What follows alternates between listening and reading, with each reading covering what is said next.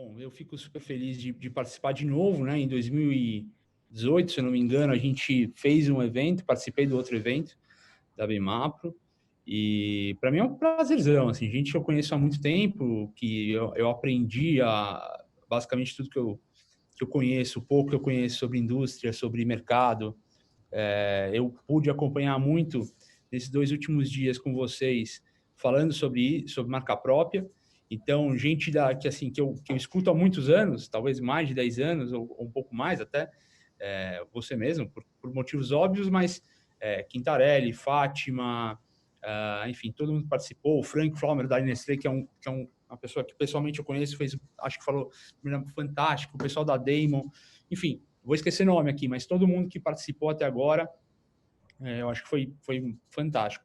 Eu vou tentar ter uma abordagem em alguns aspectos parecidas com o que eu tive em 2018. Então, para me apresentar rapidamente, eu vou passar aqui rapidinho pela empresa na apresentação, mas para falar rápido, eu venho do mercado financeiro, mas a Excelsior, que é a empresa que eu sou CEO, fundador, a gente olha o mercado como não só com olhar de mercado financeiro de capital, né? O mercado que a gente está acostumado de papel ou líquido. Nós começamos a olhar para o mercado e a gente quis se diferenciar olhando também para o sistema produtivo, não só para investir em determinados sistemas financeiros, mas também investir na produção, na economia real. E aí, a partir disso, saiu da Excelsior o plano de venture capital da própria Excelsior. E hoje a gente investe em vários negócios produtivos, além de empresas ligadas ao mercado financeiro. E uma delas é a Montesano Indústria, que a gente adquiriu ano passado, no final do ano, e que a gente tem uma expectativa alta em relação a esse mercado. Fizemos muito estudo, fizemos uma lição de casa do nosso lado de mercado financeiro para entrar nisso. Mas eu vou tentar fazer uma abordagem passando um pouco do que a gente teve de experiência do mercado financeiro e também sendo proprietário de uma empresa no setor produtivo, na economia real. Um pouco de cenário político, falar um pouco de cenário político-econômico, que é importante. Eu acho que eu tenho separado uma série de coisas para falar, tinha separado uma série de coisas para falar de estratégia aqui, mas sendo bem honesto e sincero, eu vi todas as palestras e acho que vocês, enfim, todo mundo que participou já fez um trabalho excelente falando disso. Eu vou dar alguns pitacos, mas vou tentar contribuir mais na parte de informação do que está acontecendo no sistema financeiro, no sistema econômico, político, quais são as expectativas para o ano que vem e como é que a gente vence esses desafios ligados à marca própria, olhando do aspecto do olhar mais financeiro, vamos dizer assim. Então, eu vou passar por 3 tópicos. Um é o cenário econômico e político, um é do mercado financeiro como ferramenta, como a gente pode usar o mercado financeiro como ferramenta e instrumento para viabilizar projetos e o crescimento da marca própria no Brasil. E um terceiro, que é o de cooperação, que eu também falei disso em 2018, eu acredito que muita coisa, e eu acho que a Fabi aí da McCollar vai poder ajudar a gente bastante nisso, inclusive, a gente já bateu bastante papo em relação a isso, como que a gente faz as engrenagens conversarem, como é que a gente coopera dentro do mercado para que a gente consiga realmente crescer. Porque eu tive a oportunidade de participar de muitos eventos, obviamente, tanto do setor financeiro, quanto de varejo, quanto de sistemas produtivos nos últimos anos, e o que fica cada vez mais claro é que tem muita ideia boa, mas a gente precisa ainda concatenar melhor como que a gente trabalha dentro da cadeia isso de forma mais prática, menos burocrática. Eu vou falar de desburocratização, que eu acho que é um processo que o país está passando, eu acho que o mundo está passando, e a marca própria também não pode ficar fora disso. Então, eu vou tentar fazer isso. A Fabiana, então, essa primeira parte é uma parte mais, vamos dizer assim, chata, ou vou tentar tirar o economês, tá, da questão toda, mas vou falar mais da parte econômica, então, disso tudo que eu falei, e aí depois eu chamo a Fabi para a gente falar da parte de cooperação, tá bom? Bom, gente, deixa eu compartilhar com vocês a apresentação, assim vai ficar mais fácil. Antes disso, deixa eu ver se eu consigo passar um vídeo para vocês. Não, vou passar depois, vai ficar mais fácil. Na hora da cooperação, eu passo. Bom, não sei se está todo mundo conseguindo ver aí o vídeo. A apresentação, está aparecendo? Tá, legal. Bom, vamos lá, gente. O que eu vou falar aqui? Bom, eu sou CEO, sócio fundador da Excelsior Capital, CEO da Montesano Indústria, tá? Hoje o grupo tem algumas empresas que a gente faz nessa área de venture, basicamente a Montesano Indústria, a GW e a WeDo. Uma é uma empresa de mídia para a parte externa, a WeDo. A gente chama a gente faz totem, o que fazem empresas como a Elemid, enfim, mas a gente atrela o álcool gel nesse processo, que é uma das coisas que a gente vai falar. E a GW, que é uma empresa de importação e fabricação de insumos, embalagens para o setor farmacêutico no Brasil. Eu vou passar rapidamente aqui pelos números só para vocês entenderem. Hoje a gente tem sobre a UA, né, Under Advisory, que a gente aconselha empresas e famílias quase 20 bilhões de reais. A gente já fez mais de 50 operações de equity e de dívida no Brasil. Então, a gente tem aí uma relevância bem forte nesse mercado. Hoje, talvez, fazendo o que a Excelsior faz, só temos nós somos o primeiro no Brasil. A gente tem uma expertise que se espalha para o Brasil e Europa, então a gente está bem espalhado. E nos Estados Unidos, obviamente, nas principais localizações, que são na Flórida, Miami e em Nova York.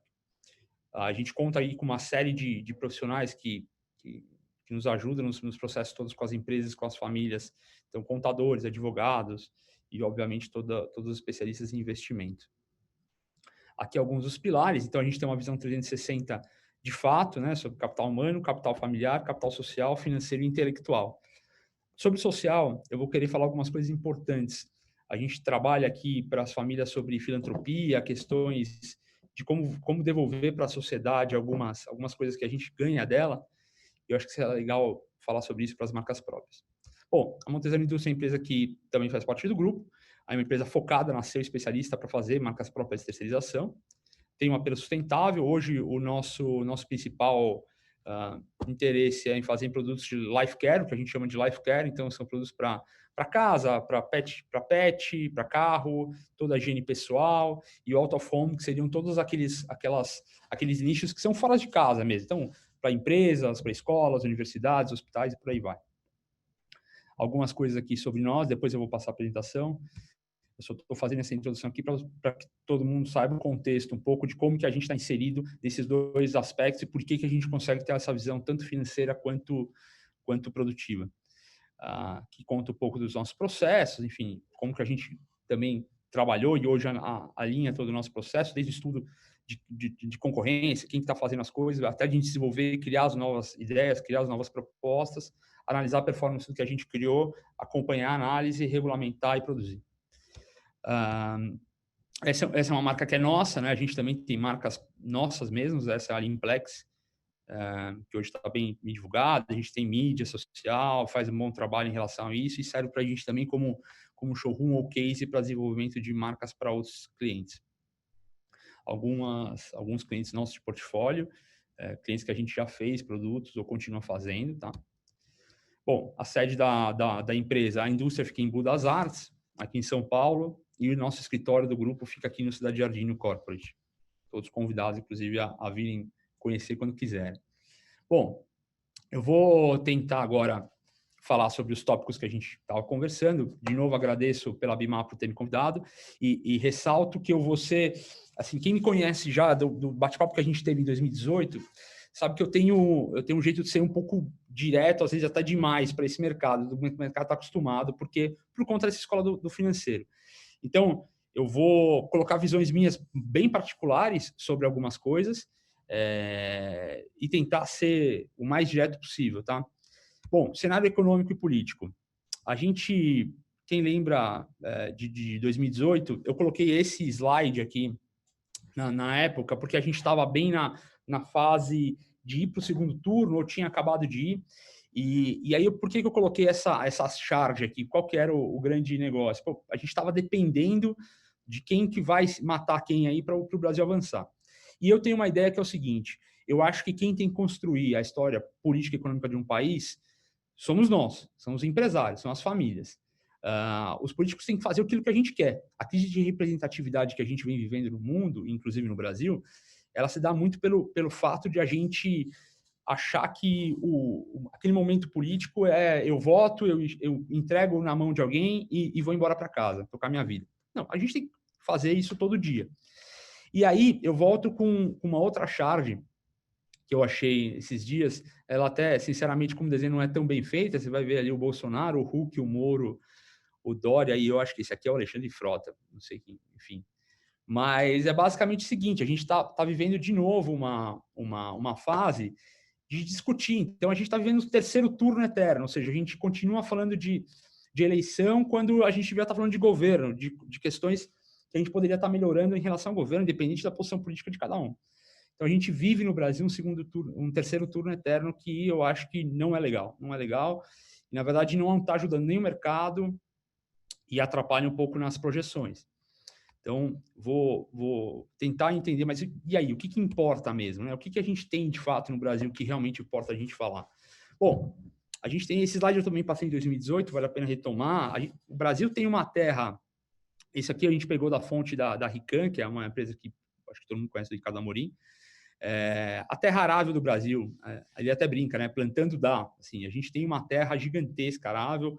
A gente viu durante essa pandemia, e o Frank falou até pela Nestlé, o quanto o mercado de alimento cresceu e vai continuar crescendo, barbaridade no Brasil, e olha o espaço que a gente tem para plantar. Esse país tem um potencial enorme. Se alguém tinha uma desconfiança se a gente pode ser grande ou não, putz, enterra ela agora, porque certamente a gente tá diante de uma nação, de um país que tem uma porrada de desafio a resolver aí, econômico e político, mas com uma capacidade de crescimento que provavelmente nenhum outro país tenha, tá? No mundo. Então, são algumas coisas interessantes sobre o Brasil.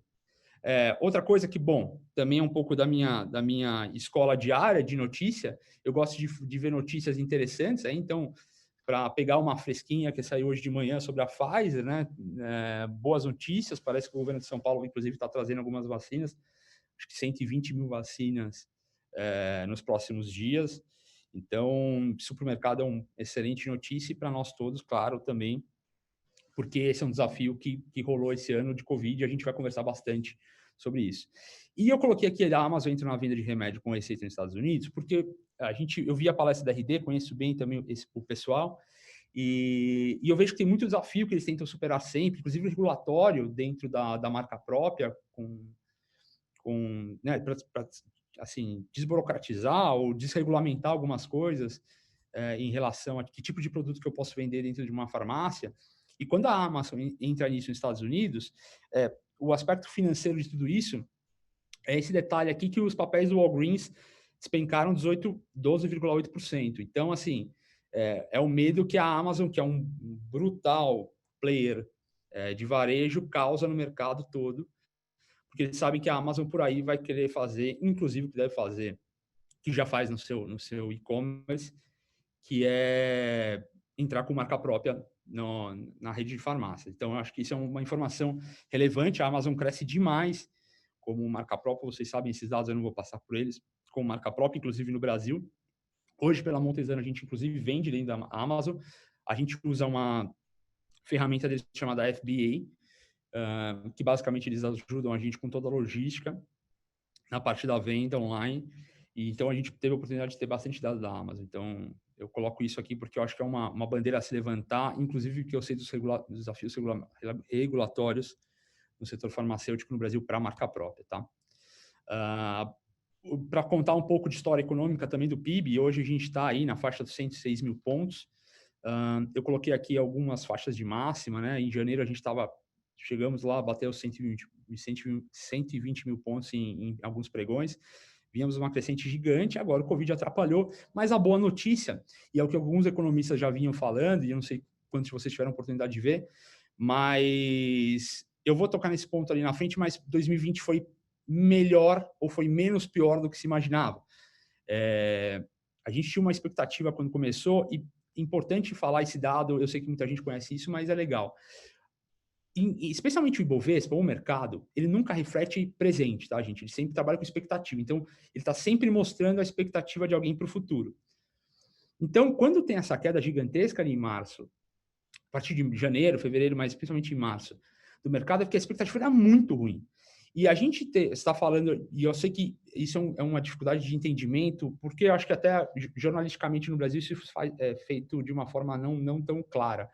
Mas por que a gente está em 120 mil pontos, que é basicamente quase o patamar que a gente estava pré-pandemia, Num cenário de que a Europa está fechando de novo, a gente está próximo a ter alguns fechamentos, ou ainda se estender alguns fechamentos, eu acho que isso se deve muito ao fato de que a expectativa do mercado é muito melhor do que era antes. Então, a expectativa em março era de tragédia absoluta financeira, fiscal, econômica para o mundo todo. E hoje não é mais. Hoje não. Hoje a gente está num cenário que, por incrível que pareça, é de um cenário menos pior. Inclusive, principalmente para o Brasil. E eu quero deixar isso muito claro aqui. Eu sei que a gente fala disso há muito tempo e às vezes parece bullshit, às vezes parece que a gente está querendo fazer lá uma corrente de Santo Antônio, cada um pega de um lado e puxa a sardinha para o Brasil, aí vamos embora. Mas não é verdade. O Brasil, de fato, tem um potencial enorme. Inclusive, falando de varejo, de marca própria, os dados todos vocês já falaram aí nesses últimos dias, mas tá claro onde é o crescimento, tá claro quanto a Nestlé cresceu nesse ano, tá claro quanto uma série de indústrias cresceram esse ano, dentro do cenário que as pessoas ficaram trancadas em casa e teve pouca funcionabilidade econômica em alguns setores. Então, poxa, estamos falando de fato que esse discurso que a gente vem falando há muito tempo, de que o Brasil de fato tem um potencial muito grande, e o potencial muito grande vem também do nosso consumo interno, está cada vez mais claro. Então, esse é um sinal muito bom. Eu fiz questão de colocar esse slide aqui do Ibov, porque eu acho que reflete exatamente esse discurso. A gente está vivendo o quê para agora, né, e para os próximos anos? É uma agenda de reformas, essa agenda de reformas, infelizmente, parou um pouco, né, travou um pouco nos últimos meses, por motivos óbvios, que foi a pandemia. A gente tem uma agenda de comércio internacional, então de acentuar o comércio internacional, essa agenda que o governo propõe, e uma agenda de desburocratização sistêmica. Eu acompanhava alguns economistas e técnicos do Banco Central, do Ministério da Economia e também do Banco Central, falando de como eles criaram o processo de estão tentando criar o processo de desburocratização sistêmica. E é muito louco, porque alguns anos atrás, o Brasil criava ministério, então, vamos desburocratizar. Aí se criou um ministério da desburocratização. Isso é clássico do Brasil, isso é nossa cara, isso é típico tupiniquim.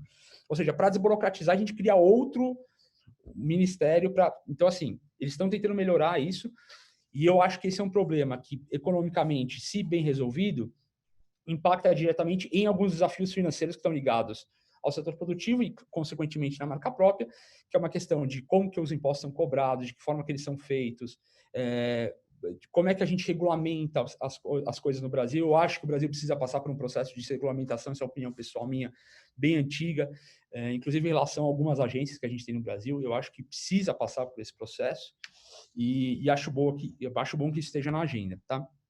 Bom, alguns dados para trás também de PIB, a gente vinha crescendo num ritmo bem baixo, mas vinha crescendo, e a gente teve aí uma queda do PIB em 2020 significativa, mas, sinceramente, poderia ter sido bem pior, tá?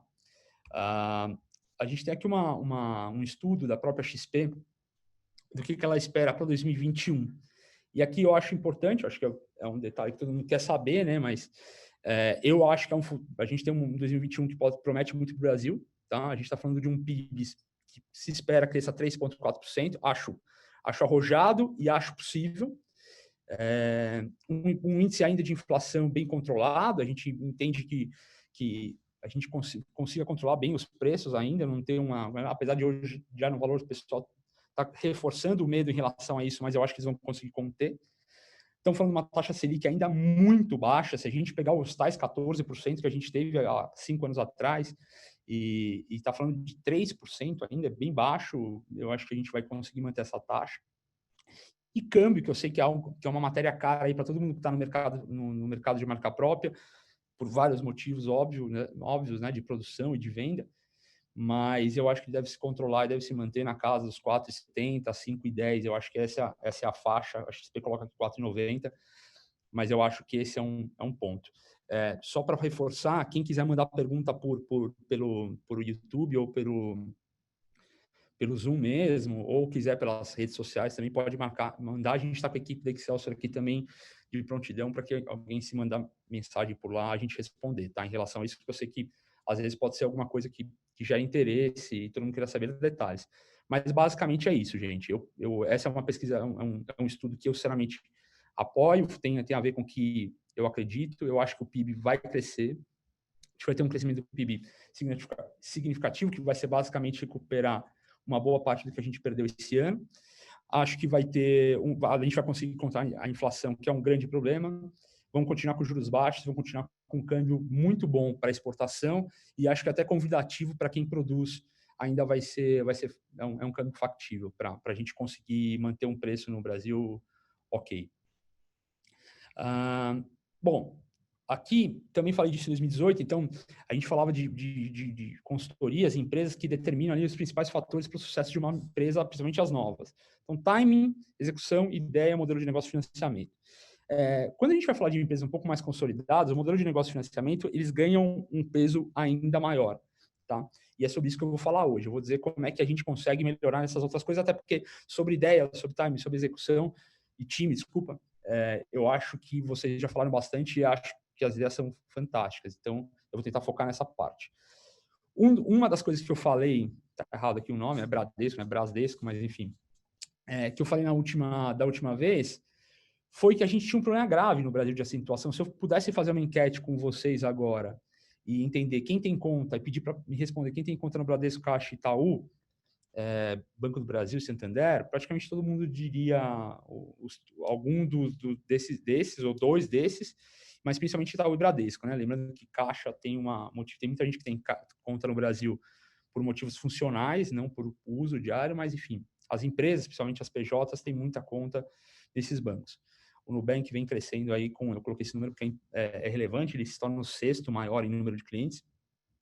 Mas por que eu falo dos bancos? Porque a gente tem conta nesses bancos e a gente esquece de explorar todo o resto do mercado financeiro. E aí, quando a gente vai pegar a taxa de juros médias cobradas por esses bancos, talvez esses dados estejam um pouquinho atrasados, porque eles demoram a soltar alguns novos, mas são taxas caras para a pessoa jurídica. Eu acho que isso é essencialmente algo que eu quero falar hoje, entendeu? Porque como é que a gente faz para evoluir, para crescer como sistema, se a gente tem... O problema todo do Brasil é crédito, sempre foi, falei disso em 2018 e volto a repetir. O problema do Brasil e do mundo e das pessoas é crédito. Eu brincava até em 2018 dizendo que crédito é fundamental para todo mundo.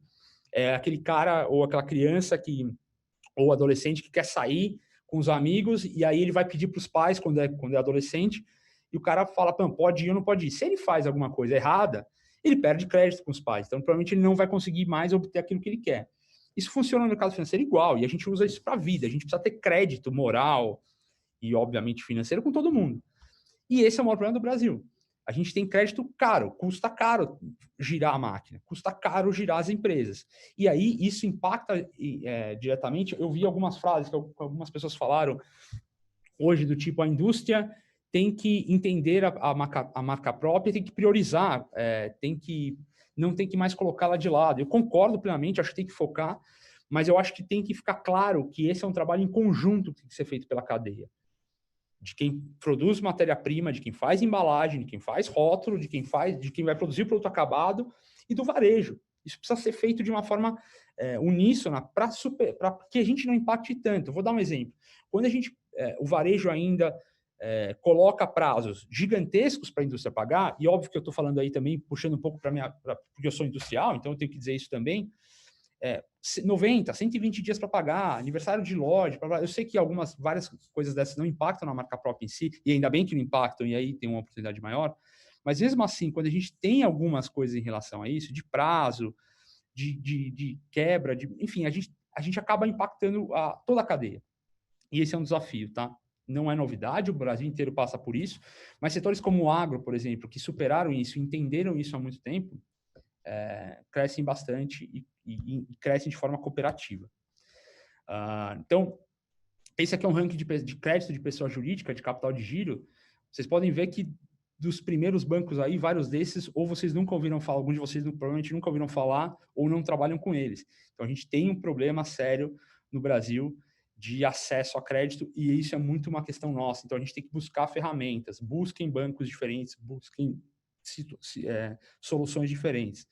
Mas quem são essas ferramentas e parcerias, né? Agora eu vou falar um pouco disso, quem são essas ferramentas, essas parcerias que a gente pode construir no mercado financeiro? Bom, hoje a gente tem basicamente 4 grandes núcleos, então a gente tem as fintechs, e de fintech, até vou mostrar algumas de antecipação, mas tem várias fintechs que se estabeleceram no Brasil nos últimos anos. Os grandes fundos de investimento, inclusive de venture capital, investiram muito em fintech nesses últimos anos, porque entende-se que é algo que vai contribuir demais para o setor produtivo brasileiro.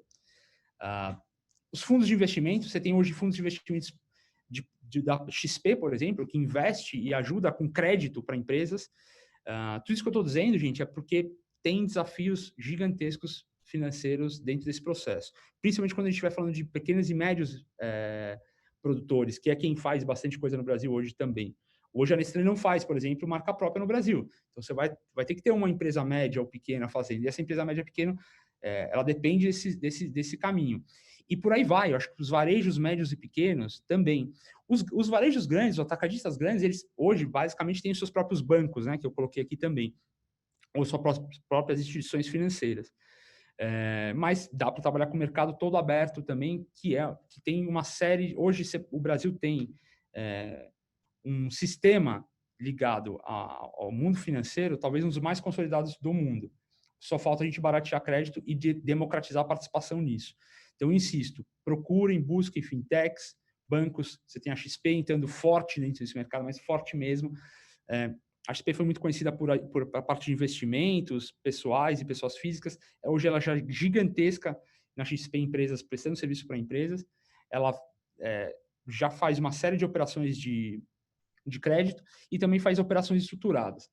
Eu sei que essa vai ser para determinadas pessoas, não para todo mundo, mas hoje você consegue acesso a determinados créditos ou sistemas de financiamento através de operações estruturadas. Então, eu tenho vários cases aqui de empresas familiares, grandes, tá? Não pequenas, muito grandes, por sinal, que precisam, de alguma forma, mas tinham um patrimônio imobilizado, tinham parte do patrimônio da pessoa jurídica imobilizado, e a gente criou operações, estruturou operações com bancos de primeira linha, grandes e médios do Brasil e de fora do Brasil, para criar volume de capital, para criar liquidez para essas empresas, para que elas conseguissem reinvestir. Então, eu acho que a lógica que precisa ficar clara para todo mundo. Por que eu estou dizendo tudo isso? Porque a gente precisa investir. O Brasil precisa de investimento. E esses investimentos podem vir através dessas engenharias e entendimentos de novos sistemas e a gente sair do tradicionalzão, nada contra os bancos grandes, mas não ficar preso só ao Itaú, Bradesco, Banco do Brasil, Santander e Caixa. Esse é o maior erro que a gente tem financeiramente hoje, falando. Explora-se mal os caminhos em relação a isso. E eu colocaria aqui como proposta para a Bimapro e me coloco à disposição para fazer isso junto com o mercado que eu conheço, de criar sistemas específicos para marca própria. Eu sei que alguns bancos já falaram, eu acho que já tem algumas empresas já conversado sobre isso, mas a gente colocar no chão para que quem queira entrar no mercado de marca própria, de qualquer ponto da cadeia, do cara que fornece matéria-prima, do sistema produtivo ou do varejo atacado, a gente crie com alguns bancos uma aliança para ter crédito barato para esse determinado nicho. O agro fez isso. E deu muito certo. Alguns outros setores menores fazem também, mas a gente pode fazer, a marca própria pode fazer isso. Vamos brigar e vamos consolidar parcerias, vamos colocar dentro dessa cadeia, envolver na cadeia também o sistema financeiro, para que daí a gente forme um elo realmente mais eficiente juntos. Estou à disposição para a gente falar, discutir sobre isso quando vocês quiserem também, se for interessante. Aqui alguns exemplos de fintechs, a Antecipa, inclusive, foi uma empresa que a própria XP comprou participação nos últimos tempos, deve crescer bastante. E aí eu chego no meu terceiro ponto, que, sinceramente, para mim é o mais importante, que é o ponto da cooperação. Eu vou mostrar um vídeo, eu vou parar o compartilhamento e aí vou mostrar um vídeo para vocês, tá? Que eu vou compartilhar de uma outra forma aqui, que é este aqui. Eu não sei se todo mundo já ouviu falar de John Nash e, enfim, todas as coisas que envolvem a teoria dos jogos que ele desenvolveu, mas eu vou colocar esse vídeo aqui. Me confirme se Ainda não estou pagando cervejas. A gente não está aqui pela cerveja.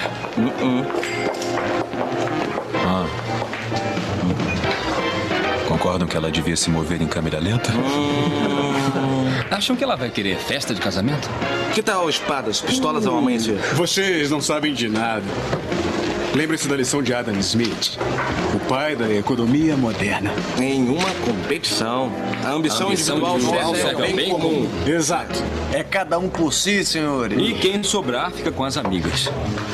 Eu não vou querer sobrar. E é fácil levar uma loura até a água. Difícil é fazê-la beber. Não foi o que ele disse. Ok, ninguém olha, ela está olhando, hein? Eu acho que é pro Nash. Não dá pra acreditar. Ele pode estar com vantagem agora, mas esperem só ele abrir a boca. Lembra-se da última vez? Que ela vai ficar pra história.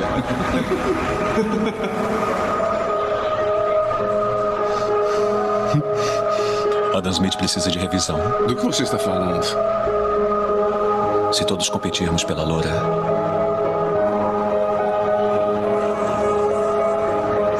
nos bloquearemos e nenhum de nós irá ganhá-la. Então partimos para cima das amigas. Mas todas elas darão fora na gente porque ninguém gosta de ficar em segundo.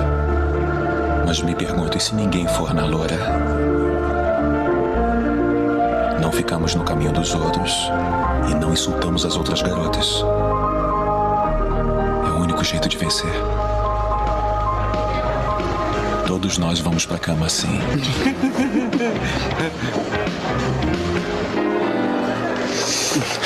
Adam Smith disse que o melhor resultado é quando todos no grupo fazem o que é melhor pra si, não foi? Foi isso que ele disse, não foi? Incompleto. Incompleto. Tá? O melhor resultado é obtido quando todos no grupo fazem o que é melhor para si e para o grupo. Nash, ora, se isso não é um plano para ficar com a loura, então vá para o inferno. Dinâmica dos governos, senhores. Dinâmica dos governos. Adam Smith estava errado. E lá vamos nós. Cuidado. Obrigado.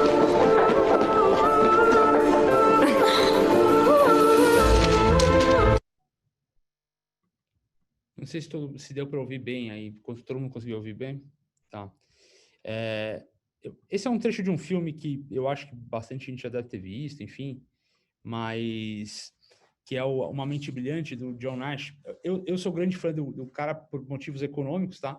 Por mais que todo mundo ache que é uma besteira a teoria dele, bom, ele ganhou um prêmio Nobel por esse feito, tá? Das quais ele disse que, inclusive, era uma das piores teorias dele, que tinha teorias melhores, mas isso é usado até hoje em negociação.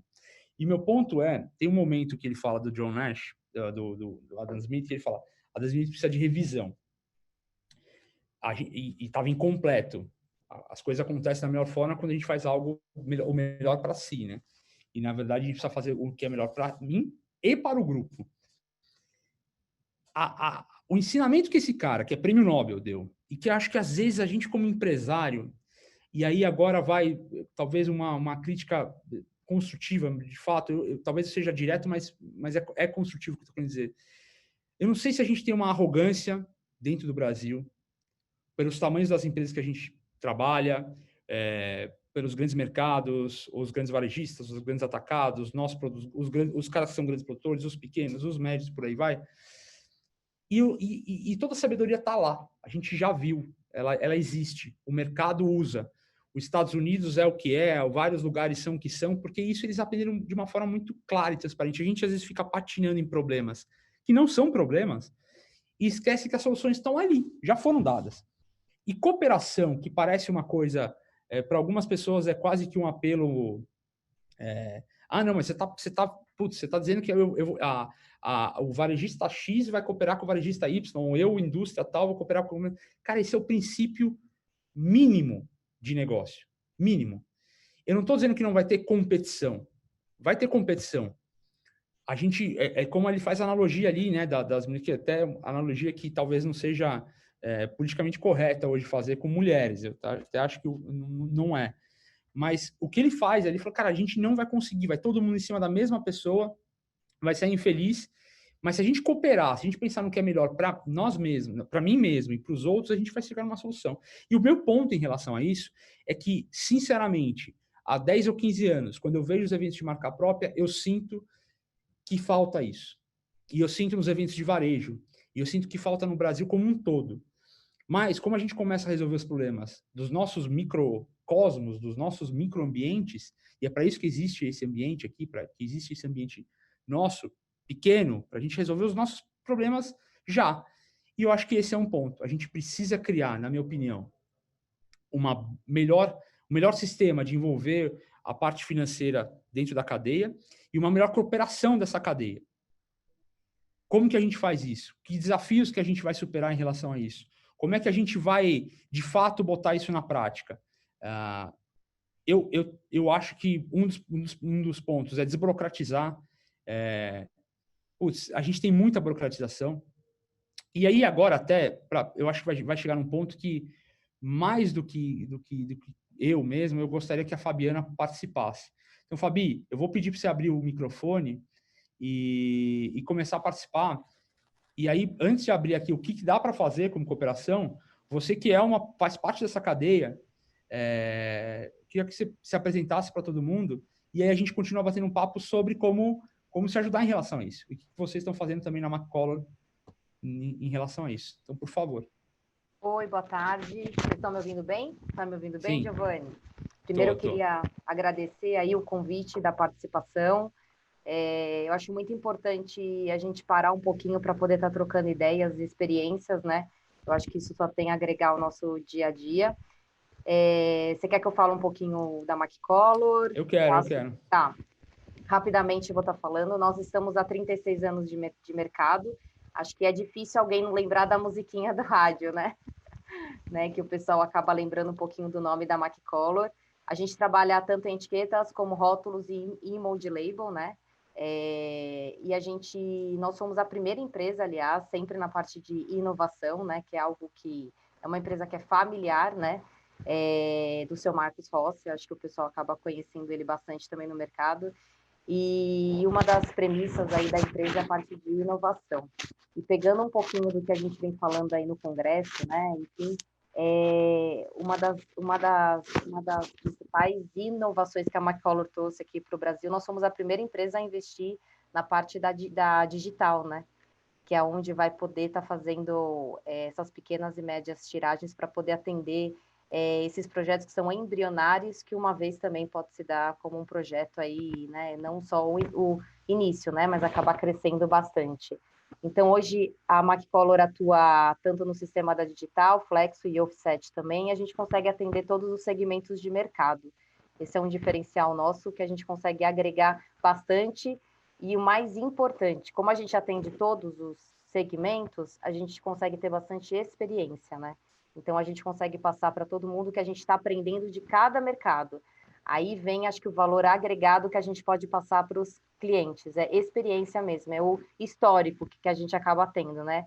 De cada um. Você quer passar alguma coisa da McColor? Você quer me perguntar alguma coisa? O que você quer fazer? Eu não estou te ouvindo, acho que você desligou o seu áudio. Vou colocar aqui. Oi, agora eu estou. Peraí. Deixa eu ver. Vocês conseguem ver a minha apresentação? Tá aparecendo? Isso. É o que a gente fala, né? Eu acho que hoje é o que a gente mais, o que o pessoal, os clientes mais buscam é a inovação na parte de embalagem. Para isso você não precisa gastar muito. É que eu falo assim, né, Giovanni? O pessoal acaba homologando uma matéria-prima, um material, ou o que seja, mas nem sempre é o que a empresa precisa. Se torna bíblico, né? E as pessoas, elas têm um medo de mudar. E eu sempre falo, é algo que a gente vem para trabalhar bastante no mercado, nem sempre o melhor é o mais caro e é o que você está precisando, né? Você tem hoje inúmeras e diversas formas de decorar uma embalagem, né? Hoje você tem a parte de autoadesivo, você tem a parte de flexível, você tem a parte de termoencolhível, você tem o e-mold label também. Então, assim, hoje você tem inúmeras e diversos tipos de decoração que você pode estar mudando. E eu acho o que falta muito no mercado é a informação. As pessoas poderem trabalhar nessa cooperação que você fala, que é uma engrenagem, né? As pessoas poderem se ajudar, né? É o que falta muito hoje.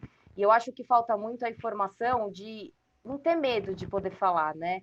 Hoje a gente vê as pessoas falando assim, mas se eu falar nisso, ele vai pagar um pouco mais barato, eu vou acabar diminuindo o meu lucro, e eu acho que a gente tem que desmistificar um pouco isso, né?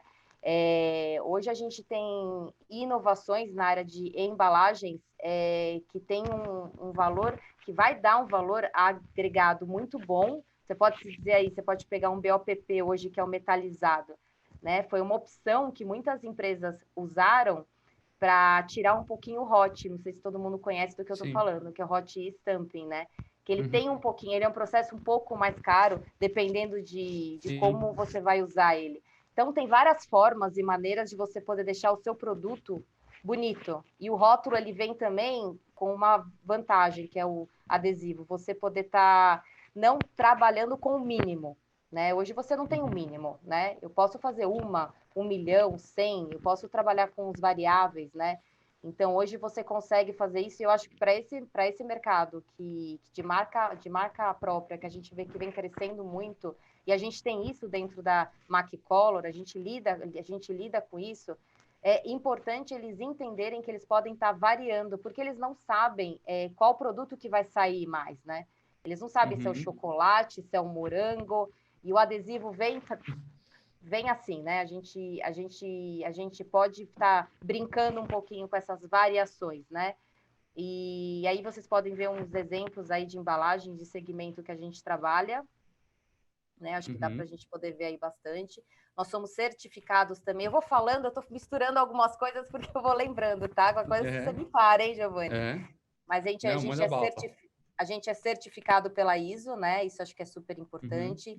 A gente também não terceiriza muitas áreas hoje na Maquicolor. A gente tem a maioria, e principalmente eu falo que são os grandes artistas, que é muito importante eu falar disso, que é a área de pré-press, né? Não adianta você ter uma tecnologia fantástica com os melhores maquinários se você não tiver os artistas, que é o departamento de artes hoje, que é o que vai lidar com a criação. E eu acho que essas pessoas têm que cooperar mais nessa área nossa de produção, porque eu acho que falta muita a informação do que a gente pode fazer para agregar mais no processo de embalagem, como um todo. Sim. Né? Então, a gente trouxe até o interno, né? A gente tem o interno para até estar trabalhando melhor isso diante do cliente. E eu acho, uma coisa que eu acho legal de vocês, Fabiana, assim, você falou um pouco né, que as pessoas conhecem muito a Maquicolor pelo Dingo. E assim, é muito maluco como vocês trataram a marca de vocês, a própria Maquicolor como empresa, e como trataram bem a marca. O Frank Flaumer falou um negócio muito interessante, que a gente já vem conversando há muito tempo, e eu, sinceramente, já tive várias conversas em relação a isso com o pessoal de marca própria, né, todo mundo que está aqui, eu acredito que a marca, o negócio marca própria precisa ser tratado de forma diferente, concordo. Principalmente do aspecto do varejo com o fornecedor. Mas a marca em si, para quem está consumindo a marca, ela é uma marca como qualquer outra. Ou seja, ela é uma marca que precisa entregar confiança, precisa entregar credibilidade, precisa entregar inovação. Eu vi a Cristiane da Canter Panel falou um negócio muito legal do simplificar, satisfazer e surpreender. E é legal quando tem uma empresa que nem vocês, e achei muito legal convidar vocês, né? A gente achou muito legal convidar vocês por isso também, porque a Maquicolor é uma empresa que valorizou a marca dela mesma. Então, assim, eu brinquei, eu acho que até com a minha esposa, com alguém que tinha falado com você que ia convidar, e ela repetiu o jingle de vocês, falando, a Maquicolor desse jingle, eu falei, a própria. E é muito maluco isso, como vocês souberam tratar bem esse tipo, então vocês sabem conduzir isso de uma forma muito legal. Por isso que eu acho legal trocar essa experiência. Não, e é legal assim que a gente acabou fazendo o próprio jingle para poder chegar na cabeça do cliente final, né? Então, assim, hoje o pessoal fala, mas é a etiqueta que cola, é a Maquicolor. Então, assim, eu acho que foi bem legal em virtude disso, né? Porque a gente acaba chegando no consumidor final. E é o que você falou, eu acho que a marca própria, ela tem que criar essa credibilidade, até porque ela está dentro já do ambiente dela, né? Ela já sabe o que o consumidor quer, ela já sabe como se destacar. Aliás, ela é a primeira a saber, às vezes, de um lançamento de produto, né? Porque ela lida com, né? Você fala num supermercado, né? Então, ela já até sabe o que as próprias marcas vão estar trabalhando, vão lançar. Então, ela consegue se antecipar e chegar num custo melhor também, né? Ela sabe fazer isso e sabe fazer isso muito bem. E o que a gente vem vendo também, acho muito legal, são empresas menores dentro da McCollough que estão crescendo com a gente e que hoje está com grandes marcas próprias, estão terceirizando, né? E estão crescendo muito. E isso a gente fala muito no setor de alimentício, higiene e limpeza, e acho que é os principais, de bebida não tanto, mas assim, acho que alimentício, higiene e limpeza é onde a gente vê essas marcas próprias crescendo mais, né? Você vê o supermercado fazendo, enfim, podendo se destacar mais e trabalhando com esses clientes que eram pequenos e hoje estão podendo fornecer para eles. Então, eles acabam fazendo com que empresas que eram bem pequenas cresçam, né? E eu acho isso muito legal. É o que você falou, é a cooperação, né? As pessoas poderem se ajudar. E algo que a McCollough tem muito forte, desde o ano passado, a gente está mudando muito a cara da McCollough. A gente era muito conhecido como etiqueta só. E ninguém falava assim, nossa, mas a McCollough faz tudo isso, faz o rótulo. Eu falei, faz. A gente faz. E algo que a gente vem fazendo, que a gente vê a carência do mercado também, é a gente poder tá trabalhando com parcerias. Né, o que você falou, essa cooperação. Então, hoje a gente conhece pessoas que fazem embalagem, a parte de rotulagem, e nada é caro. Não existe mais caro hoje. O pessoal fala, nossa, uma digital é caro, o preço é caro, mas não é que ela é caro. E o que você vai ganhar? Então, depende muito de cada projeto, né? Perfeito. E assim, o que você acabou de falar, Fabiana, assim, eu vejo isso todos os dias. E é um desafio nosso, né? Porque a gente... esse é o ponto que eu acho que a gente está querendo chegar, assim. A gente, às vezes, fala demais algumas teorias, e aí, na hora da prática, é difícil colocar a mesma em prática. Eu não coloco em dúvida que seja difícil, mas... você vai começar um relacionamento, o tal varejo, o tal distribuidor quer ter a sua marca própria, quer desenvolver alguma coisa diferente. Cara, o preço em si, o custo em si, é exatamente o principal ponto que o consumidor quer ver? A gente viu todos aqui que não é esse o ponto, é o que eu entrego de valor para ele. O cara está disposto... Por que ele paga... O cara pagava antes 20 e poucos reais de Netflix, agora ele paga mais 20 e poucos de Globo, paga não sei quanto de Disney Plus, porque os caras estão indicando valor. Ele não tinha no orçamento, são serviços, inclusive, novos, que eles nem tinham no orçamento. Então, será que a gente, quando junta todo mundo na mesa para conversar, a gente não pode conversar sobre as ideias novas e fazer as práticas velhas, porque não vai funcionar. Senão vira política, vira igual é o nosso sistema. A gente reclama dos caras que fazem isso e faz igual. Então, a gente precisa sentar... a Montesano senta com a McCollough, que vai sentar com outro fornecedor de embalagem, para montar um projeto com várias engrenagens, o que a Neide fala há muito tempo, o pessoal fala há muito tempo do pai e mãe, eu vi a Cris até falando hoje de mãe e pai, da MP, da marca própria, achei puta sacada, mas precisa ter pai e mãe mesmo, precisa ter gente construindo, mas na prática colocando para funcionar mesmo, né? E eu acho que vocês fazem isso de um jeito muito legal. E é para sair rápido, né? Então, aí é um ponto que... Porque o que eles mais querem é lançar e vender. E o que a gente vê que, assim, infelizmente, existe... Não é que é infelizmente, mas eu acho que é um pouco de cultura, né? Existe muita parte de burocracia. Você vê acho que foi nítido no mercado de álcool gel. Deu aquele boom e todo mundo precisou se ajudar de alguma maneira. Você conhece alguém que tem tampa? Você conhece alguém que tem pote? Estou precisando de álcool. Não foi mais ou menos assim? E acabou, né? O mercado começou assim a se ajudar. Eu acho que a pandemia veio também, assim, eu acho que hoje o que vocês estão fazendo? Vocês estão fazendo um encontro que talvez muito mais gente tenha participado, que vocês estão conseguindo atingir pessoas que talvez não pudessem estar no momento, né? No presente. Então, eu acho que a gente tem que usar dessas ferramentas, né? De acessibilidade, de tecnologia, para se aproximar mais, né? E é o que você falou, para sair o negócio, né? Da melhor maneira e o mais rápido. Porque fica muito parado, né? Sim. Para em arte, aí para em produção, porque tem que validar. Então, assim, vamos tentar se você se juntar antes, tudo flui melhor, né? Tudo flui mais rápido. A gente tem diversos cases aí que eu ficaria horas falando com você. Eu sei, a gente conhece esses sistemas, né? Que às vezes muitas das ideias ou alguns dos problemas que surgem dentro da marca própria, eu acho que de qualquer desenvolvimento, mas atinge principalmente a marca própria também, é que às vezes você supera alguns desafios que seriam comerciais e de marketing, que não teria com uma marca nacional, e você vai ter na marca própria, mas aí a burocratização que existe em relação da ideia até o lançamento do produto são infinitas. A gente falou de processos, sem citar nomes, que demoram 8, 9 meses. Putz, a minha esposa está grávida, minha filha nasce em janeiro. Eu sei o que é demorar, faz sentido demorar uma gestação, é um ser humano está sendo criado. Mas será que para lançar um desinfetante, um lava-roupa, um vinho, um azeite, a gente precisa de 9 meses para fazer isso? Eu não tenho certeza se precisa desse tempo todo, entendeu? Eu acho que a gente precisa melhorar isso. Aliás, vendo os slides aqui, eu até vou fazer mais uma sugestão de propostas. Eu acho que a gente tem que colocar também na mesa para a marca própria, que é de uma premiação. Eu vi que vocês ganharam vários prêmios, né? E eu acho que isso é uma coisa legal, porque ajuda a credenciar, ajuda a valorizar os trabalhos bem feitos. Então, vai ficar aqui mais uma proposta para a Neide e para o pessoal da Bimapro. Eu acho que está na hora da Bimapro fazer um reconhecimento, porque isso é uma coisa que o americano faz bem, faz muito bem, que é reconhecer os profissionais que estão ou na cadeia ou de alguma forma envolvidos, seja no ambiente que for. E eu acho que isso talvez seja um negócio legal de fazer para a Bimapro. Acho que valeria a pena. Uma coisa que eu queria te perguntar, Fabi, que eu acho que é bem interessante, é o seguinte, do que a gente falou... Hã? A Neide fazendo positivo. Eu acho que é importante. Os americanos fazem isso de uma forma bem legal e funciona. Fabi, eu queria te perguntar um negócio, assim...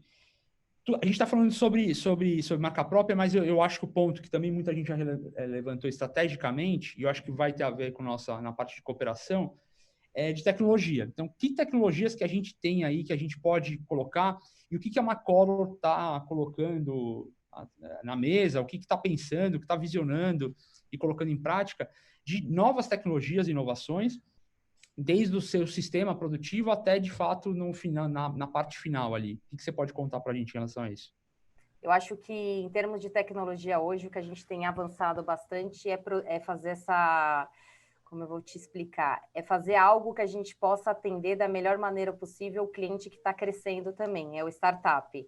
Então, dentro da Macolor hoje, a gente até fez uma divisão, né? Na Macolor, onde a gente conseguiu atender esse pequeno cliente que está crescendo, que uma vez ele vai se tornar um grande, a gente ajuda ele, né? Nós damos os subsídios para ele, para acontecer isso. Então, a gente hoje consegue, vou te dar um exemplo que tem uma inovação aí super legal chegando, primeira mão aí para o pessoal. A gente não fez ainda uma divulgação, porém eu já posso estar começando a falar. Tem problema, o pessoal aqui falou que guarda segredo, se for segredo. Tá? Imagina! A gente fez uma parceria muito legal com o pessoal da Epson, é uma marca muito forte, acho que o pessoal acaba conhecendo, né? A parte de impressão. Porém, é um sistema que os clientes, a indústria, ela pode ter a máquina dentro da indústria dela mesma. Então, ela vai conseguir fazer de 1 a 200 mil rótulos em bobina no mês. Ela pode estar produzindo. Ela é colorida. Isso é fantástico. Ela é colorida. Então, assim, ela acaba E você tem a mídia certa também, vai fazer em bobina, em cortes retos. É uma impressora que vai custar acima de 20 mil reais, não é nada muito absurdo, dependendo do modelo, enfim, mas que a gente pode estar viabilizando com que o cliente consiga mais rapidamente e não dependa, talvez, porque assim, a Macolor hoje, ela tem um processo, como inúmeros outros convertedores também. Então, ela tem uma ISO, né? E às vezes a gente não consegue dar o time que o cliente precisa, seja para um lançamento de produto, seja para um projeto, seja para um mock-up, para uma feira. E eles pedem isso. Não, mas eu quero um rótulo que é bonito. Eu preciso de um rótulo bonito. É um rótulo que é borrado, não. Eu preciso de algo que é bonito, que vai dar um visual legal. E eu acho que isso vem para agregar bastante e a gente, com isso, pode trazer um outro nicho de mercado também da Macolor. Então, eu acho que é uma novidade aí e a gente pode também, com isso, crescer com o cliente. É o que a gente mais quer. Então, eu vou... Isso que você está falando, Fabi, é assim... eu acho disruptivo assim, demais, e acho que é um desafio muito grande pelo seguinte: A gente comentava um tempo atrás, a gente fez um projeto aqui dentro, Excelsior, de tecnologia muito forte, com grafeno. Mas hoje em dia você tem impressoras 3D que imprimem metal, imprimem com titânio, imprimem com processo metal, imprimem osso. Você tem cirurgia hoje, o cara faz a cirurgia, coloca o pedaço de osso que ele tirou dentro de um leitor 3D e imprime na hora já um outro pedaço em um material específico para colocar na pessoa. E aí as pessoas estão a impressora 3D hoje vende na Fast Shop, uma coisa que parecia para a gente um negócio absurdo. Se você for em qualquer Fast Shop, já se vende impressoras 3D. Esse futuro é agora, não é daqui a 40 anos. E isso eu acho uma outra coisa importante dentro da marca própria. Às vezes a gente fala de muita tecnologia, mas a gente está falando de coisas que são de 10 anos atrás, cara. Precisa estar com coisa mais para frente. E as pessoas vão cada vez mais querer fazer isso em loco, né? Eu acho que uma das lições que ficou, eu li um estudo da KPMG, se eu não me engano, sobre Covid, e uma das coisas que eles falavam era o seguinte: vai ficar a lição do Covid que as pessoas querem cada vez mais fazer as coisas ou próximas de casa ou em casa, ponto. Sim, sim. Isso vale para a indústria. Então, peraí, a gente tem um desafio grande, que é a quantidade mínima de rótulo para um determinado projeto. Eu vi muita gente falando aqui de nicho, né? De fazer produto de marca própria para determinados nichos. E às vezes produto de nicho você vai começar com uma quantidade pequena. Puta, isso já dispara uma pancada de trava, né? Trava o fornecedor de embalagem, trava o de rótulo, trava o de produção, e aí trava o cara lá no varejo que está desenvolvendo, que ele vai falar, puta, tá muito caro ou não tá funcionando, sei lá. Ter isso na mão que vocês estão propondo, eu acho genial. Como indústria, eu acho genial. Eu vou poder fazer em casa a produção full disso. Eu acho fantástico. Eu não sei exatamente quando que vocês estão pensando em colocar isso no mercado. Não, acho que provavelmente vai ser começo de 2021, final, vocês vão ficar sabendo, a gente vai ter uma divulgação. Uhum. Mas o que eu acho muito legal também é o rótulo em si.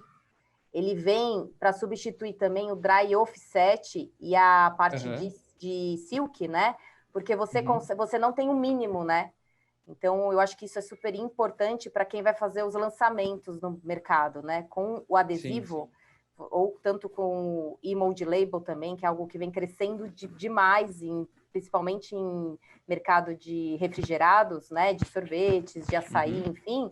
É que você quer fazer um lançamento específico para o final do ano.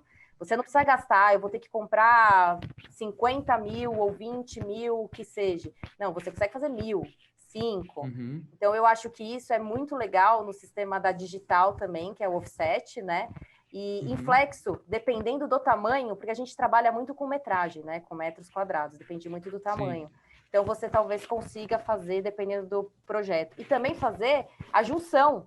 Às vezes você quer fazer flexo, mas com variáveis. Você consegue fazer. Hoje, a gente consegue mesclar flexo com offset também. Então, assim, a gente consegue fazer um trabalho bem legal. E o que a Maquicolor quer é atender qualquer tipo de cliente. Mas, assim, cada um com o seu nicho, né? Por isso que a gente não quer fazer uma mistura. Porque senão não dá certo, né? Porque existem vários tipos de cliente, né? Então, o que a gente quer, até porque a gente é conhecido no mercado e muita gente, a gente acaba tendo uma procura grande. Então, na verdade, a gente acabou fazendo uma divisão, né? A gente vem se profissionalizando há uns 2 anos aí, com a entrada também de um diretor. Então, muita coisa vocês vão ver nova da Maquicolor. E eu tô empresa familiar, né? Empresa familiar. Bom lembrar isso, porque eu falei toda a parte financeira e a gente esquece, porque, de novo, por uma série de acho que, preconceitos nossos no diálogo, cara, os países são tocados por empresas familiares. Verdade. Né? Isso o Walmart é uma empresa quase familiar, né? O cara lá fundou e se tornou, claro, com profissionalizações, a empresa abriu o mercado. Tecnicamente, a gente sabe que tem isso, né? Mas você tem Fiat é um grupo familiar. O presidente da Fiat, o John Elkann, é o neto do Gianni Agnelli, um dos caras que era lá foi presidente da Fiat, filho do Giovanni Agnelli, fundador da Fiat, entendeu? Legal. E assim, o que eu acho mais legal é que você já vai falar com quem vai definir. Né? Não tem eu preciso falar, não. Vamos já resolver, vamos sentar todo mundo na É a máxima do dono do circo, né? Tem gente que não gosta de falar com o palhaço, gosta de falar com o dono do circo para resolver o problema. Exatamente. Então, eu acho que a Maquicolor tem muito aí. O que vocês precisarem, eu acho que a gente tem muita coisa para poder agregar no mercado. Lembrando que vocês também estão trabalhando com realidade aumentada, né, Fabi? Que eu acho que é legal tem o QR falar. Code, que é muito legal. E, gente, não é mais caro. Fiquem tranquilos. Falem com as, dá essa notícia boa, porque eu tô pessoas falando de... certas. É o que eu falo, assim. Uhum. E, ó, uma coisa que eu queria falar muito.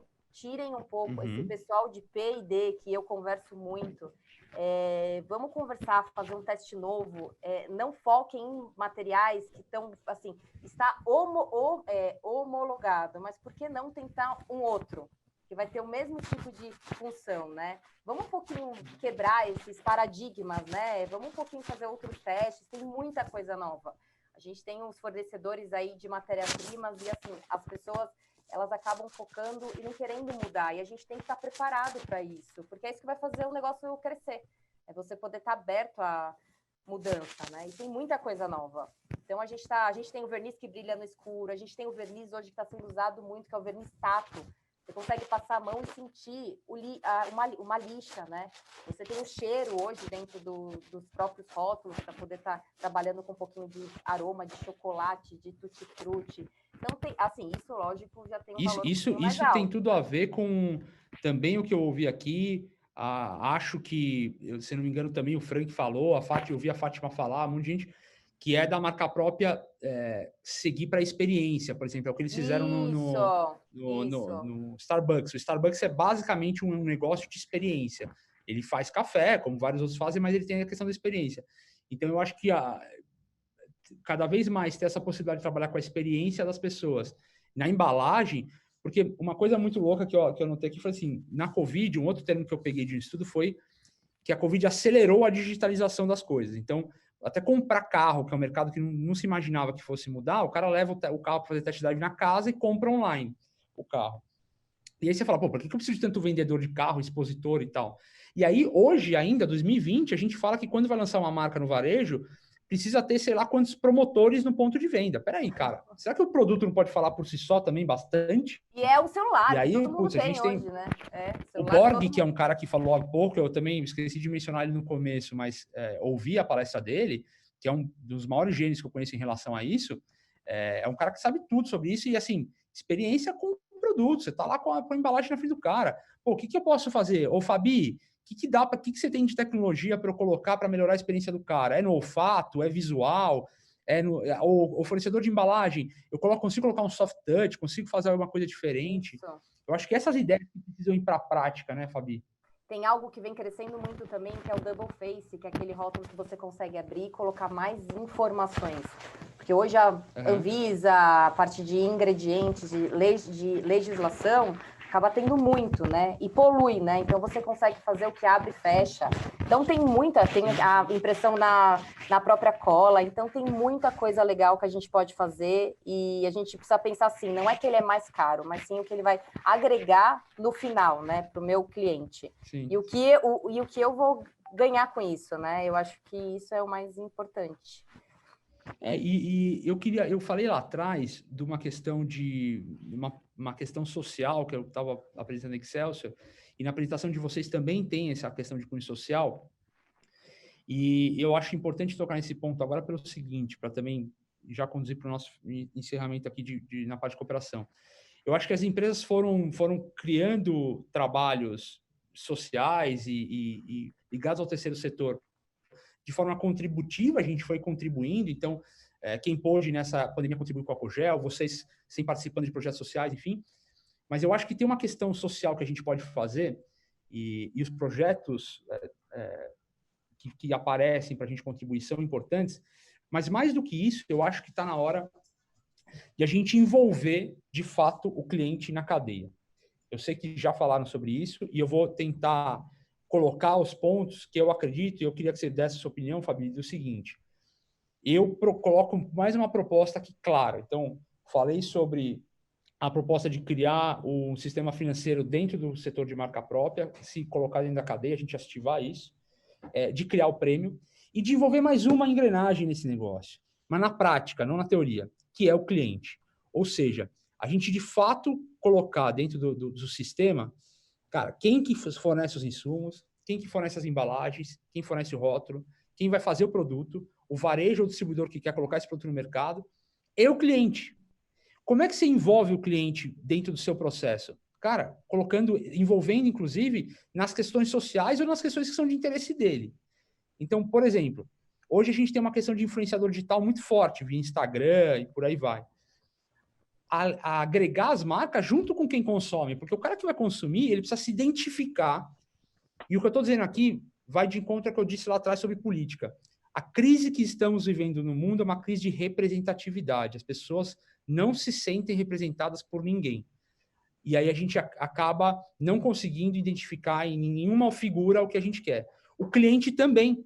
O cliente compra o produto XYZ, mas ele não se sente identificado por aquilo. Ele compra por preço, ou ele compra, o cara que é um pouco mais já crítico, compra por algum aspecto desse, mas será que ele sabe um pouco da história de quem faz aquele rótulo, de quem faz a embalagem, do cara que produz, qual que é a história do cara que produz, da história do cara do varejo? Então, acho que a gente tinha que envolver mais esse pessoal todo dentro da cadeia e não só fazer isso de forma marqueteira, vamos dizer assim, para usar um termo até feio, mas marqueteira vazia, mas colocar na cadeia todo mundo junto e em vez de tratar os assuntos de forma independente, você fala, puta, eu vou falar com o P&D não é conectado comigo. A gente não tem uma conexão, a gente tem um diálogo quase que com barreiras. E aí conectar, falar, vamos falar junto com o seu público, eu, indústria, eu, fornecedor de embalagem, eu, fornecedor de rótulo, vamos falar junto com o seu cliente, vamos montar uma pesquisa específica em conjunto, vamos montar uma ação em conjunto para saber o que esse cara quer, se esse cara gosta desse jeito, se esse cara quer um cheirinho no rótulo, e por aí vai. O que você acha disso? Não, acho super válido, eu acho que é por aí. Continuamos aqui entraremos agora na nossa última trilha, que eu já comecei a sentir saudade. Eu já estou sentindo saudade desse momento todo, que foi um momento surreal, foi um momento bacana, foi um momento de muita emoção, foi um momento que nós tivemos pessoas brilhantes conversando com a gente, e, obviamente, que nós temos que encerrar também com chave de ouro. Deixa eu só fazer uma pergunta, a Virgínia já entrou? Virgínia, minha convidada especial, que vai proferir 2 palavras para a gente, está entrando agora. Então, pessoal, antes, deixa eu compartilhar aqui a minha tela. Mas eu vou compartilhar minha tela apenas para que vocês vejam a Virgínia, que já está aqui. Agora, esse não é, é aqui. Prontinho, estamos aí, ok? Nossa última trilha, o Amanhã, Perspectivas para o Futuro, e falando em futuro, além dos meus 2... que é basicamente tudo que a gente falou, entendeu, Fabi? Os 3 pilares que eu acho para a cooperação são o desburocratizar, está na hora da gente desburocratizar completamente nossa relação na cadeia. Ela é extremamente burocratizada, segmentada, setorizada, com uma tipística dos anos 80 e 90. Ah, não, mas a gente melhorou. Bobagem, melhorou. A gente nunca pode pensar que melhorou. O mundo anda num outro ritmo, a gente precisa se adequar a ele. Precisam melhorar muito ainda, muito. Então, dá para... o processo de desburocratizar já tem teoria, já ensina como fazer isso na prática para as empresas. Visão holística na prática, então é o que a gente acabou de falar aqui, o que você acabou de falar aí. Cara, vamos colocar na prática. A gente tem uma visão holística, quer olhar para tudo, quer olhar para o cliente como um foco, quer olhar... Então, vamos olhar junto, entendeu? Vamos pedir para as pessoas e aprender com as marcas que estão fazendo bem, como é que a gente pega essas experiências boas que estão sendo feitas em algumas marcas e leva para dentro da marca própria e faz isso acontecer de forma mais prática. E o lance do kimono aberto, que eu acho que é o negócio de a gente trabalhar, sabe, lutar junto e não ter grandes esconderijos entre um e o outro, cara. É projeto junto? É parceria? É como o Frank falou também, para repetir de novo, na questão do joint que eles fazem com os fornecedores deles. Vamos fazer assim. Abre a planilha, mostra quanto a gente consegue de custo, quanto que a gente consegue trabalhar de prazo, não para explorar, mas para cooperar. A gente vai competir se a gente conseguir cooperar. Se a gente não entender isso, se o Brasil, em 2020, ainda não entendeu o que é a teoria dos jogos, ainda não entendeu o que é trabalhar com kimono aberto, para daí a gente criar um ambiente para que a gente possa concorrer, porque a gente não tem esse ambiente bom para concorrer ainda, a gente vai ter um caminho mais longo. Então, eu acho melhor a gente aprender agora já transparência, né, Giovanni? É a transparência, é a parceria, é o relacionamento, é o olho no olho. Eu acho que falta muito isso. E não existe um milagre. Isso eu vejo muito na área gráfica. A gente fica muito brigando aquela guerra de preço. A gente fala, gente, mas a matéria-prima vem de um lugar só. Então, assim, o que vai determinar... né? Não é verdade? A gente fala, por que joga tão assim, né? Eu acho que a gente precisa jogar... É o que você falou, é o kimono, né? O aberto. É você poder trabalhar com transparência, porque todo mundo ganha. Não existe... né? Não tem como ter um milagre no mercado, né? Então, eu acho muito legal isso que você falou. E aí, eu vou aproveitar que a gente acho que já está quase no tempo, eu vou dar um exemplo, Fabi, acho que fica, então, como minhas propostas, tá, para a Bimapro. Eu vou colocar, Fabi, vou fazer você assinar embaixo também, tá? Azar não, já estou assinado, Mas eu acho que é colocar criar para a Bimapro um sistema específico financeiro para financiar a cadeia, o que ajudaria tanto as empresas de varejo, quanto os produtores, quanto os fornecedores de matéria-prima. Acho que a gente criar uma premiação da Bimapro, acho que seria bacana, importante. A gente começar a dialogar de fato de kimono aberto, colocar essa proposta como regra dentro da marca própria. Então, vamos colocar, vamos ver se é possível criar uma regra prática de, cara, vamos trabalhar com um projeto aberto, vamos trabalhar junto. A gente vai ter que se unir por princípios, por valores e por acreditar em projetos da mesma forma. Isso é o que precisa unir quem estiver na cadeia. Daí para frente, gente, é mesa e trabalho. É sentar e trabalhar. A gente vai chegar nisso, qual que é o prazo que precisa, quanto que a gente precisa de quantidade, como é que a gente resolve a logística juntos, depois que a gente se alinhou em valores e princípios. Porque se o varejo continuar buscando fornecedores, fazendo leilão de preço, se o produtor continuar fazendo leilão de preço com o cara do rótulo, se eu continuar fazendo leilão de preço com o frasco, sabe quando que a gente vai fazer alguma coisa? Nunca. É verdade. E eu tenho dificuldade para usar essa palavra, porque eu digo que a palavra nunca, a palavra sempre, eu nunca uso, a não ser quando eu faço essa afirmação. Mas eu digo para vocês, é categórico, nunca superaremos. A gente avançou. E aí a minha parte mais crítica, avançamos um pouco, gente.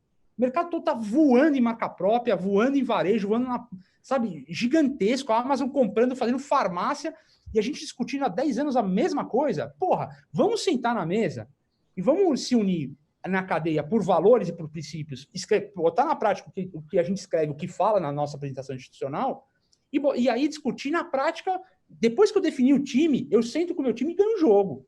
Eu não posso ficar jogando o campeonato querendo mudar de time toda hora, porque isso não funciona. Ninguém ganha campeonato assim. Não existe. Então, a gente define o nosso time, joga de kimono aberto, luta junto e cria um ambiente cooperativo, e aí, inclusive, em todas as partes, para a gente avançar. Se não fizermos isso, tudo que a gente fala aqui, sendo muito honesto com todo mundo, é bullshit. Não vai nos levar a lugar nenhum. Ou vai ser um crescimento... Pode falar, Caio. E outra coisa, a gente precisa ouvir o pessoal que está na produção da indústria. É o desenvolvimento, é o P&D, é o pessoal que está lá na linha de frente. E às vezes você cria, o marketing cria, fica tudo lindo, maravilhoso, falou com o cliente, chegou lá, não está dando certo. Então, assim, é ouvir eles que estão no dia a dia. É o que você falou, trabalhar em parceria, tanto com o pessoal interno da indústria, quanto com o pessoal externo. Eu acho super importante isso também. E se ajudar em todas as pontas também. O que o produtor... Putz, por que não pega a McCollar ou não pega a Montesano, para dar dois exemplos de pessoas que estão na cadeia, e leva lá no varejo? O P&D, me leva lá com você e me mostra como é a tua gôndola, me mostra qual a tua ideia de mudança de gôndola, de como você quer posicionar teu produto, porque eu vou olhar aquilo e vou achar legal. Porque o varejo vai na minha indústria querer me conhecer para saber como é que eu vou fazer o produto. E a gente não vai junto lá na ponta, ou não vai junto com o cara que vai fazer o rótulo. Por quê? Porque acha que produto é leilão. Então, olha que maluco. O meu produto final, o varejo entende que o produto final dele é um negócio de ultravalor. Mas é tudo que foi feito para chegar naquele produto não tem valor. Eu não olho o que a McCollar faz para o funcionário dele, como que a McCollar trata o sistema dela, como que ela investe na empresa dela, como que a Fabiana lida com o negócio, como o Giovanni lida com o negócio. Isso é fundamental. Você não pode querer valorizar isso só na ponta, porque vai se perder, e já se perde muito.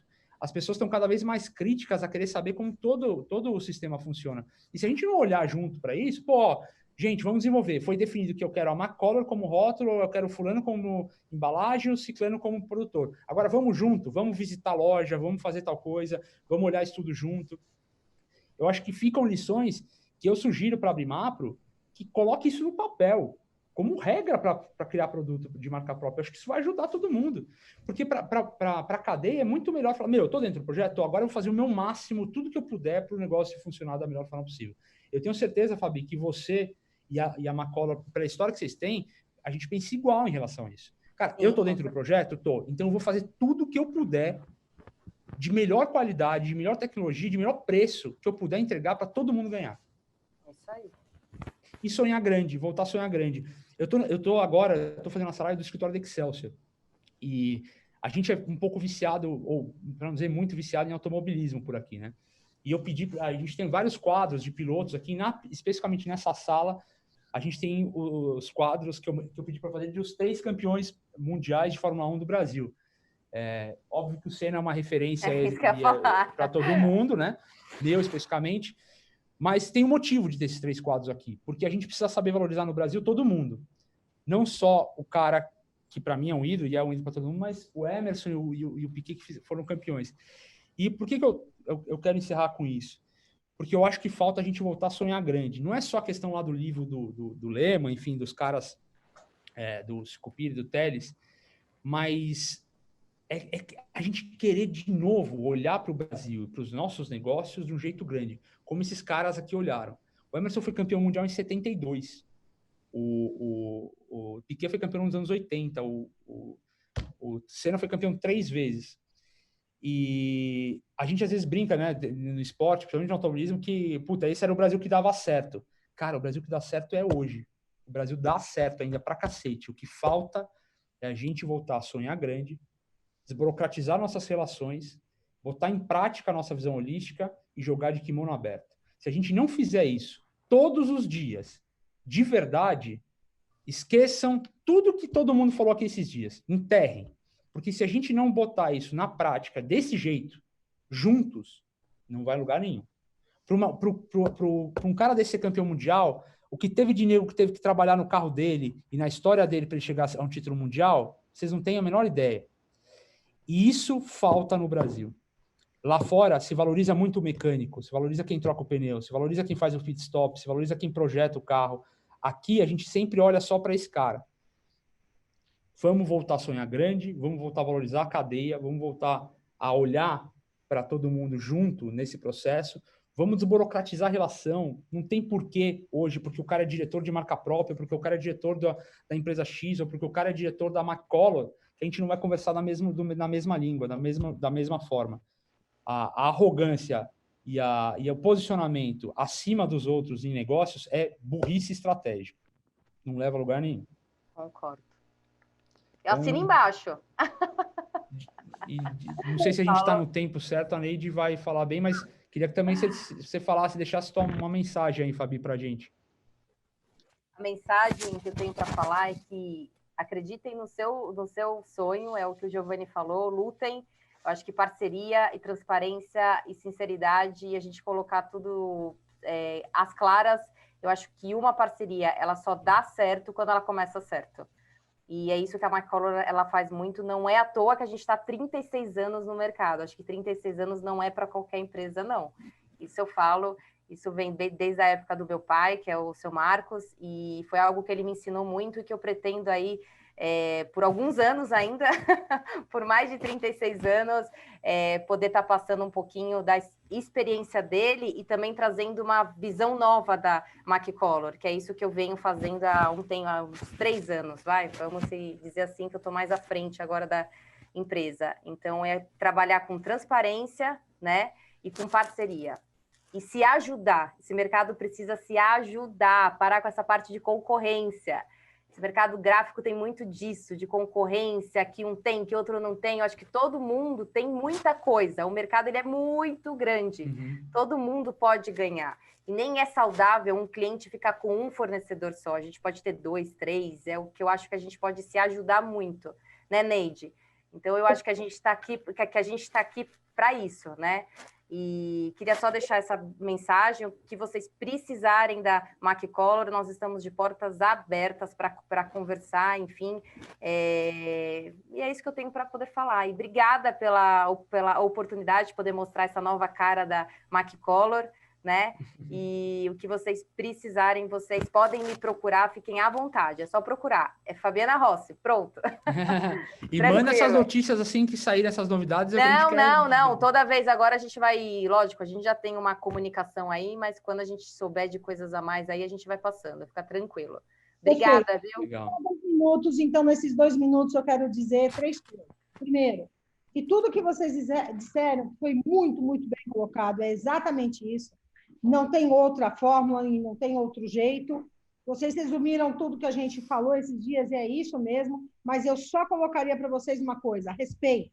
Se no meio disso tudo não tiver respeito, não vai resolver nada, porque não existe nenhuma relação que exista ou sobreviva sem respeito.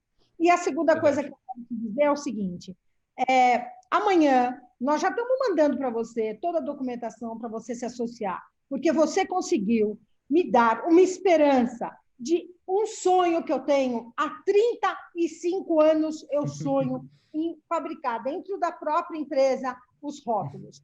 Muito obrigada, obrigado, Giovanni, obrigado, Fabiana. Olha, foi um prazer enorme. Vocês conseguiram, jovens, né?